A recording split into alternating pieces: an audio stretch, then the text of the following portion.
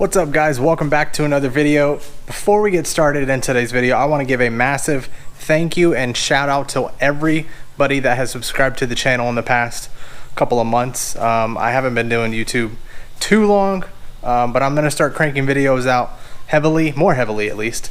Probably get at least 2 to 3 a week. Try to build up a better subscriber base, obviously get monetized at 1,000 subscribers. But first, I got to do something to the Mini Cooper. So if you guys see there, right here, in this little rubber housing right here, it's pushed up through the top and it shouldn't be like that.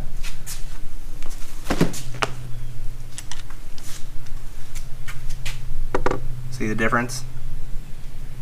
Sunken all the way down there. So it shouldn't be like that. That's the reason why I'm hot and sweaty right now, because all I did was get in the car, start it, come down to my in-laws house, open the hood, and I'm already sweating bullets. It's humid, it's Florida, welcome. So first thing you want to do is just pop off this little cover here, and I'm gonna need a flathead for that. All right.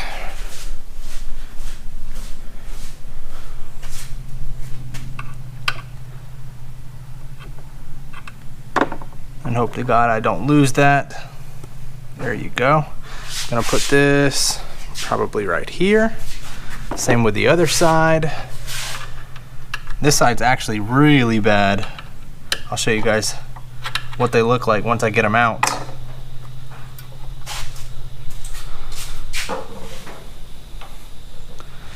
Now some videos say that you have to use a Allen key and this and that to unthread this nut. Well, I'm not going to do that. I'm actually going to use air. So air is turned on with that switch there. I've got the compressor hose reel right there. Going to get the tool out of there and get cranking. All right, once you get that nut off of the top mount there in the center, you're going to want to remove those 3 13mm bolts. So I'm going to do that now on both sides. All right, so I removed 3 13mm bolts on both strut mounts, upper strut mounts. And if you're wondering why the car is still on the ground in this stage, there's a couple ways of doing this. You can either jack up the front of the car and then remove the strut assembly itself, and then remove the strut mounts from the top and do it that way, or you can do it, in my opinion, it's a little easier to do it this way. You go ahead and loosen the top mount, the 3 13mm bolts. The strut mount nut in the center itself is a 13/16 size.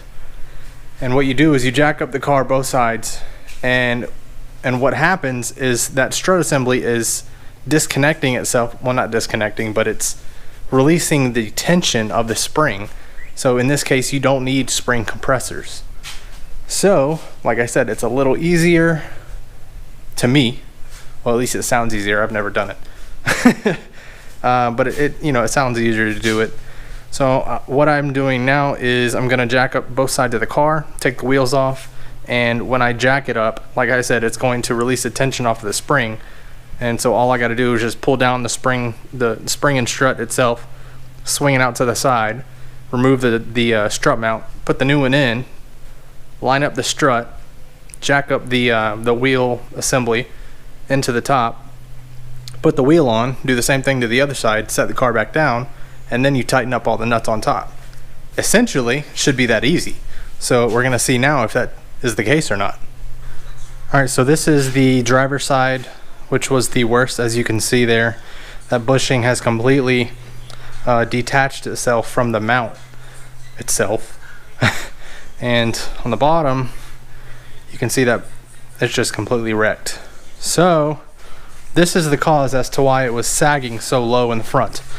I don't really talk about that much because I saw it as an issue. If I was ever gonna sell it, which we had talked about at one point, before I fixed it, I was gonna address it to the new owner.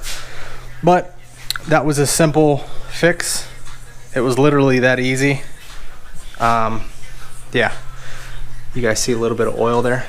I guess the axle, I don't know, leaked a little bit. I replaced those a couple months ago. You guys might have saw the video of that. If you haven't, I'll put it in the corner below. In the corner above, let me say that. So anyways, bad, and where's the good one? This is the good one. And the other good thing about this is it's not a typical bearing. It's solid. So it's if it has the same issue down the road, it's less likely to happen, because as you guys can see, those ball bearings there, and this is solid. Yeah, I'm listening to Eminem in the background. I got my phone over there. So let's put these back in. It was literally that easy. I just undid the center nut on the strut, unbolted the 13mm bolts, jacked up the car, and as soon as I did that, the wheel started coming down, releasing the pressure off of the spring. So I didn't have to pull down the spring or anything, which is a good thing, I guess. So I'm gonna fit these back in there. Actually, the arrow right there. See if I can get a light. You guys see that little arrow pointing to that stud nut? That goes to the back of the car. And thankfully the strut tower on this didn't mushroom. They came out really flat. The tower itself is still intact, which is abnormal when this happens to your Mini. So let's put the new ones in. The next day. All right, so day 2. Yesterday didn't go as planned. The let's do it easy method kind of bit me in the butt. So I left it on jack stands overnight, and I rented spring compressors so I can do this the right way. So let's get to it. He's finally done. Oh my god, look at my hand. For you guys that really know me in person, you know that I hate to get my hands dirty unless it has to do with a car. So thank goodness for all these cleaning products, all of these tools that I have, not me, but that I have access to because of my in-laws. They are so gracious and kind. Another chest full of them. Just an insane space. All sorts of tools, everything. And then over here they have their cattle stuff. Have a little wash station over here, sink. There's even a fridge in the back corner that I didn't know about until today. So the Mini Cooper is done. Replaced these strut mounts. Now that once I got a spring compressor, it worked out pretty easily. All right, so those people wondering where the giveaway is in this video, of course it's at the end of this one. So in order to enter, you must subscribe to this channel, you must like this video, you must drop a comment down below.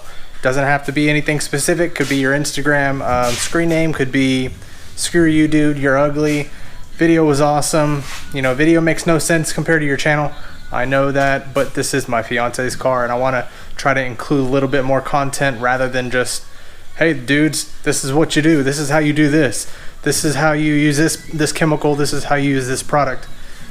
You know, after a while, something different, you know, likes to change up the channel is not a bad thing. So subscribe, like, drop a comment below, and probably Sunday I will pick a winner. And of course I have Cars and Coffee Palm Beach that I will be attending and working with Adam's Polishes, so the winner will be announced in that video, so stay tuned. As always, see you on the next one.